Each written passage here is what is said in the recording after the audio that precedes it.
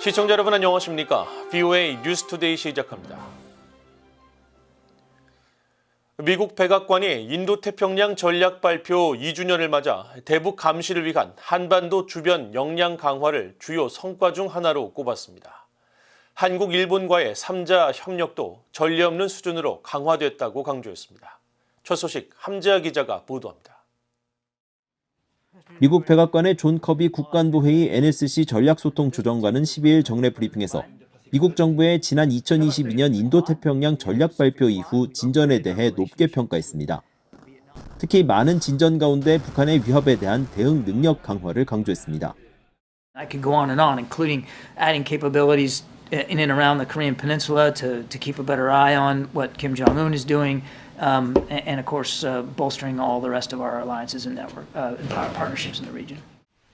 커비 조정관은 또 미국이 한국, 일본과의 양자 관계와 3국 간 협력을 전례 없는 수준으로 강화한 것도 인태 전략 시행에 따른 주요 성과로 꼽았습니다.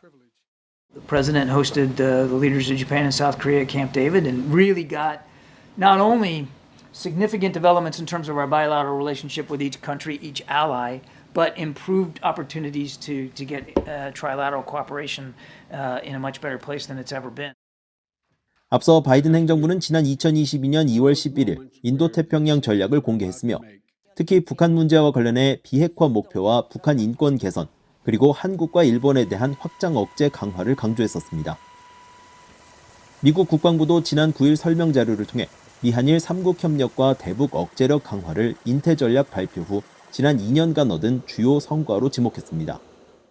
국방부는 특히 지난해 열린 캠프 데이비드 정상회의에서 바이든 대통령과 한국의 윤석열 대통령, 일본의 기시다 후미오 총리가 3국 국방 협력을 강화하기로 합의한 사실을 상기시키면서 이에 따라 지난해 12월 다개년 3자 훈련 계획을 승인하고 북한 미사일에 대한 실시간 경보 정보 공유 체계를 완전히 활성화한 것을 평가했습니다. 또 한국과 관련해 미한 양국이 북한의 위협에 대한 억제력을 강화하고 새로운 양자 대화 메커니즘을 구축했으며 한반도에 대한 전략 자산 순환 배치 확대 등 국방 협력을 심화한 것도 성과로 꼽았습니다. 국방부는 이어 미국 정부의 인태 전략 발표 이후 자유롭고 열린 인도태평양 지역을 위해 동맹 및 파트너들과 그 어느 때보다 많은 일을 함께 해왔다면서 국방부는 인도태평양 지역 동맹 및 파트너가 각국의 안보와 미국과의 관계에 투자하는 것을 계속 지원해 나갈 것이라고 강조했습니다. VOA 뉴스 함재하입니다. 앞서 미국 국무부도 인도태평양 전략 발표 2주년을 맞아 미한일 협력 심화와 3국의 북한 미사일 정보의 실시간 공유를 한반도 관련 주요 성과로 소개했습니다. 국무부는 지난 9일 인도태평양 전략 발표 2주년 설명 자료에서 인도태평양 전략을 발표한 이후 미국은 자유롭고 개방적이며 번영하고 회복력 있는 인태 지역에 대한 공동의 비전을 발전시키는 데 역사적인 진전을 이뤘다고 평가했습니다.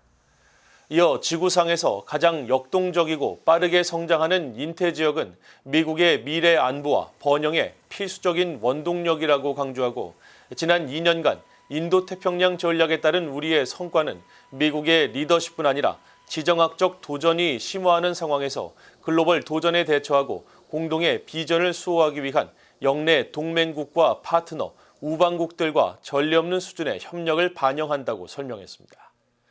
또 지난해 8월 캠프 데이비드에서 열린 역사적인 3국 정상회의에서 미국의 조 바이든 대통령과 일본의 기시다 후미오 총리, 한국의 윤석열 대통령이 인도태평양의 협력 확대와 안보 경제, 기술 협력 심화, 해외 정보 조작 대응, 글로벌 보건 및 인적 관여 확대를 위한 새로운 3국 파트너십의 시대를 열었다고 밝혔습니다. 이어 우리는 일본 및 한국과 북한 미사일 위협에 대한 실시간 정보 공유 체계를 구축하고 3국 훈련을 통해 호주와 일본 간의 협력을 통합했으며 또 미국은 불법적인 해상 영유권 주장과 북한의 도발, 환경 및 자연재해 등 영내 안정에 대한 위협에 대응하기 위한 동맹과 파트너, 우방의 역량을 강화하고 있다면서 북한의 제재 회피 대응과 관련한 다국적 협력을 소개했습니다. 북한이 대화를 거부하고 도발을 이어가고 있는 데 대해 미한일 3국이 협력을 심화하고 확장 억제를 강화해야 한다고 최근 퇴임한 성김 전 미국 국무부 대북특별대표가 말했습니다. 김성한 전 한국 국가안보실장은 미한 핵협의 그룹 NCG의 일본 참여에 대해 한국은 열려 있다고 말했습니다. 조은정 기자가 보도합니다. 워싱턴의 전략국제문제연구소 토론회에 성김 전 국무부 대북특별대표가 참석해 북한의 계속된 도발과 무기 개발에 대한 미한일 3국의 대응 기조를 밝혔습니다. 지난해 말 은퇴 이후 첫 공개석상에 나선 김 전 대표는 현재 대화에 관심을 보이지 않으면서 도발을 이어가고 있는 북한을 상대로 한 미한일 3국의 확장 억제와 협력을 강조한 것입니다. My sense is that the DPRK remains uninterested, and they continue to focus on provocations and developing their illegal programs. And this is why it's even more critical that our three governments continue to focus on strengthening our extended deterrent cooperation and trilateral cooperation more broadly. 성김 전 대표는 그러면서 캠프 데이비드 미한일 3국 정상회의에서 제시된 모든 좋은 제안들을 제도화하기 위해 가능한 한 많은 노력을 기울여야 한다고 강조했습니다. 3국 정상회의 제안에 대한 제도화는 각국이 선거에 따른 리더십에 변화가 생기더라도 영향을 받을 가능성이 줄어든다는 것입니다. 한국의 김성한 전 국가안보실장 역시 억지력 강화를 강조했습니다. 현재 북한이 핵 능력 고도화를 가속화하고 있는 상황에서 가장 중요한 것은 북한의 핵과 미사일에 대한 억지력을 강화하는 것이라는 것입니다.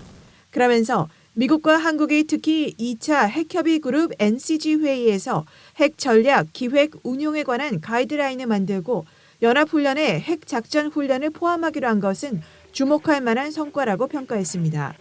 김 전 실장은 이어 일본이 핵협의 그룹에 참여할 가능성에 한국은 열려 있다고 밝혔습니다. I myself had a chance to talk to my Japanese counterpart about that issue when I was in the government. But this is a somewhat sensitive issue to Japan because NCG is about how to use nuclear weapons in a contingency situation. So from the Japanese perspective, this might provoke some domestic kind of discussions, if I may. So it depends on Japan. Okay, Korea is open-minded. 이날 기조연설에 나선 로버트 캡키 국무부 동아태 일본, 한국, 몽골 담당 부차관보는 북한의 도발에 대응해 미국, 한국, 일본이 공동으로 대응하고 있다고 밝혔습니다. We are pursuing a calibrated approach to the DPRK's escalatory actions based on the degree of threat they pose to the United States and our allies. We continue to consult closely with the Republic of Korea, Japan, and other partners and allies about how to best engage the DPRK, deter aggression, and coordinate international responses to the DPRK's violations of multiple UN Security Council resolutions. 캡키 부차관보는 이어 미한일 3국은 북한과 러시아의 군사협력에 대응한 협력에도 전념하고 있다고 밝혔습니다. 토론회에 참석한 이시이 마사후미 전 인도네시아 주재 일본 대사는 지금은 북한에 대해 유화책을 쓸 때가 아니라면서 일각에서 제기되는 대북 유화책에 대해 선을 그었습니다. 이시이 대사는 그러면서 중국과 러시아가 북한에 대한 영향력을 두고 경쟁하도록 만들 수 있는 방법을 생각해봐야 한다고 말했습니다. VOA 뉴스 조은정입니다. 미국의 군사 전문가들은 북한이 유도 기능을 갖춘 240mm 방사포, 즉 다연장 로켓포 포탄을 개발했다고 주장한 데 대해 북한이 실제로 포탄 유도화에 성공했다면 타격 정밀도는 극적으로 개선됐을 것이라고 분석했습니다. 브루스벤의 랜드연구소 선임연구원은 12일 VOA와의 전화통화에서 북한이 서울의 여의도 국회의사당을 목표로 기존의 위치정보 시스템, 즉 GPS 기능이 없는 일반적인 240mm 방사포를 발사한다면 국회의사당은커녕 여의도도 명중시키지 못할 가능성이 있지만 GPS 시스템을 활용하면 많은 방사포탄이 국회의사당을 명중시킬 수 있을 것이라고 말했습니다. 조셉 버뮤데즈 전략국제문제연구소 CSIS 선임연구원도 VOA와의 전화통화에서 사거리는 유도 시스템의 영향을 받지 않지만 정확도는 극적으로 향상될 수 있다면서 예를 들어 기존에 100발의 포탄을 쏟아부었다면 정밀도가 높아져 50발만 쏟아부어도 되기 때문에 나머지 포탄으로 다른 곳을 타격할 수 있게 돼 북한의 공격 능력이 크게 증대된다고 밝혔습니다. 다만 베넷 선임연구원은 방사포에 GPS 기능을 탑재하려면 비용이 많이 들기 때문에 선택적으로 유도 기능을 탑재할 수는 있지만 실제 전장에서 적용되기는 어려우며 북한의 이번 발표는 다분히 한국에 대한 위협을 높이려는 정치적 행동이라고 분석했습니다. 남미 국가 볼리비아가 유엔 안보리 대북결의 이행을 위해 미흡한 제도를 개선했다고 국제자금세탁방지기구가 평가했습니다. 국제자금세탁방지기구는 지난 8일 공개한 볼리비아에 대한 자금세탁과 테러자금 조달 방지 상호평가 보고서에서 지난해 3월 실시한 시뮬레이션은 대북제재 자금 등에 대한 동결 조치가 24시간 내에 이뤄졌다고 밝혔습니다. 그러면서 볼리비아가 확산금융 관련 정밀 금융제재를 지체 없이 적용하기 위한 제도 개선에 노력을 기울이고 있다고 설명했습니다. 특히 볼리비아는 유엔 안보리가 2018년 3월 30일 대북제재를 위반한 기관 22곳과 선박 27척을 자금 동결 대상으로 지정했을 당시 약 26일이 지난 4월 25일에야 관련 문건을 금융기관 등에 고시했지만 지금은 제도를 개선해 유엔의 조치가 볼리비아에서 시행되기까지 24시간이 채 걸리지 않는다고 밝혔습니다. 국제자금세탁방지기구는 유엔 안보리가 북한을 포함한 제재 대상을 신규 지정하거나 갱신할 때 각 회원국이 지체 없이 이를 자국법에 적용하도록 하고 있습니다.